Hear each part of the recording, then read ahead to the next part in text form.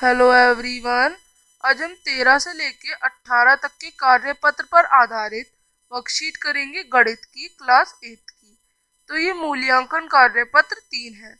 तो पहला प्रश्न है 99 स्क्वायर माइनस 1 का मान बताओ। तो 99 स्क्वायर कितना होता है?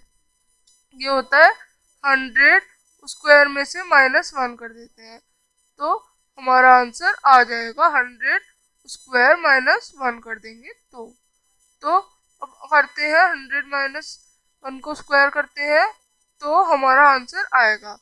तो जब आप इसे सॉल्व करेंगे तो आपका आंसर आएगा 9800। तो तब अगला है एक वर्ग आकार बोर्ड का क्षेत्रफल 144 वर्ग इकाई है। बोर्ड की प्रत्येक भुजा कितनी लंबी होगी? तो कितनी लंबी होगी? 12 इकाई होगी। तो 144 कितना होता है? 144 का जो स्क्वायर है वो होता है 12, तो इसका 12 आ जाएगा।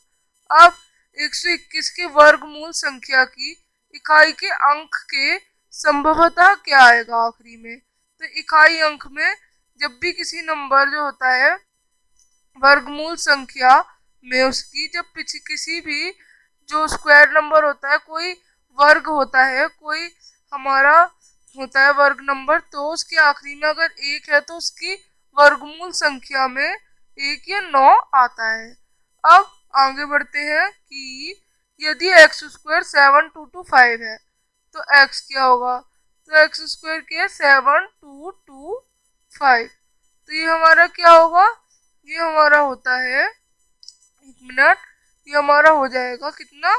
ये हमारा हो जाएगा 85 इंटू 85। क्या होगा हमारा? ये होगा 85 आंसर। तो आप इस तरह से करेंगे। अब यदि हमको बता रखा है एक वर्ग आकार रूमाल की भुजा ये है तो उसका क्षेत्रफल क्या होगा? 16 इंटू 16 256। अब इनमें से पाइथागोरस त्रिक कितने में लगी है? तो इनमें हम क्या करते हैं, दो नंबर देखते हैं। अगर पहले शुरुआत के दो नंबर का स्क्वायर लास्ट नंबर के स्क्वायर के इक्वल है तो पाइथागोरस थ्योरम लगेगी। यहाँ पे आप वर्ग में इसे दिखाएंगे सॉल्व करके, आपका होमवर्क है। तो इसका सही आंसर आएगा 4, 5 एंड 17।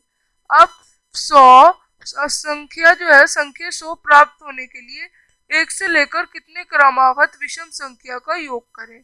तो कितने क्रमागत विषम संख्या का योग होना चाहिए? यहाँ पे हमारा आएगा कितना?